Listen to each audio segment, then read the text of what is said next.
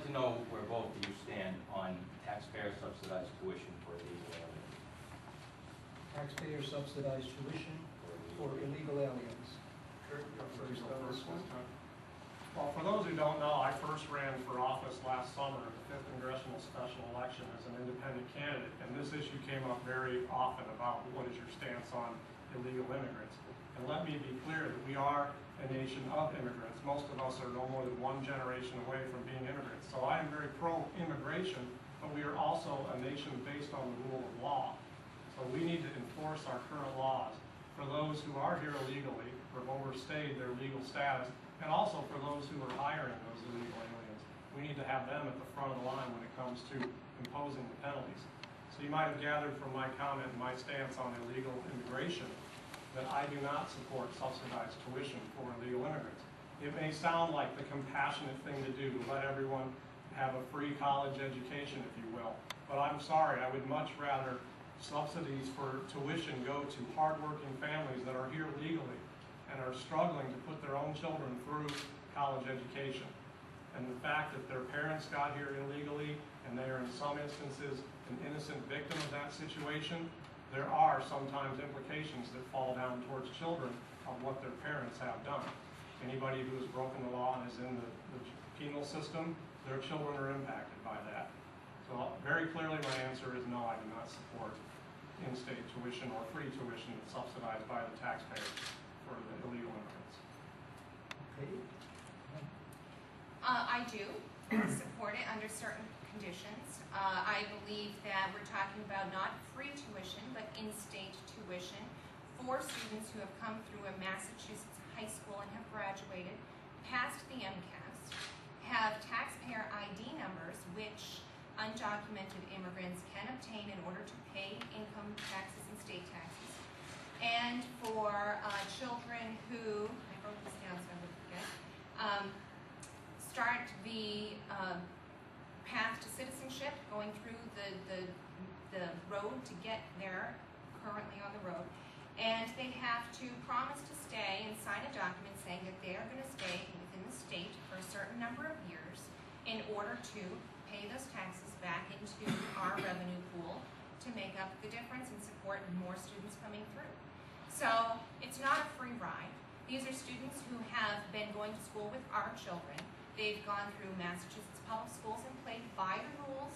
They've gotten good grades. They've graduated with a diploma. They've passed the MCAS. They've applied and been accepted to a higher institution. And I see this as a win-win for everybody, because moving forward, our future is dependent on the children that are children today.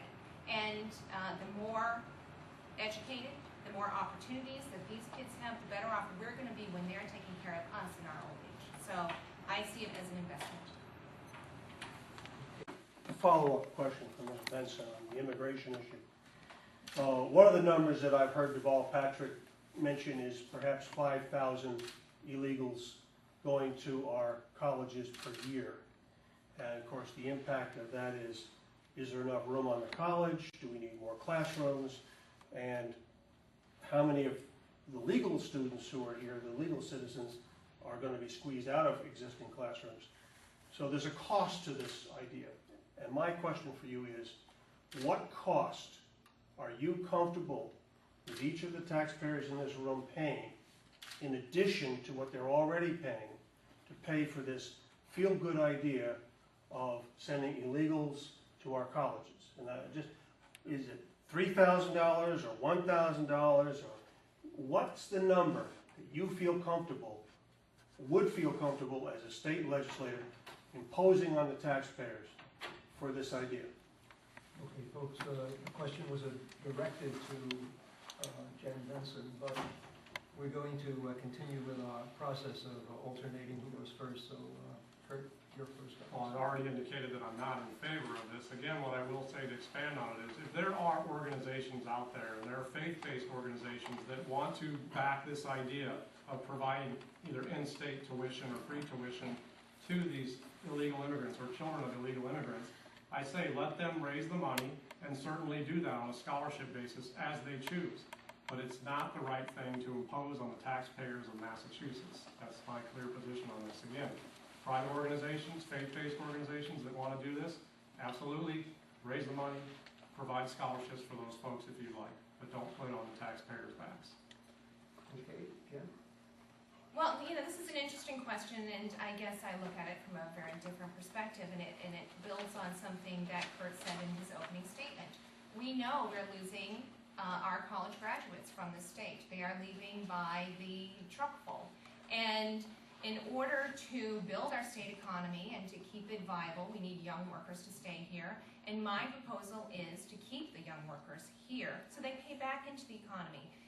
This is a win-win for everybody because they are paying back what they are given, just like we want all the other students who go through our university system to do. It is not about a dollar figure. It's about building our state economy, and it's about ensuring our students who have gone through our public schools, through high school,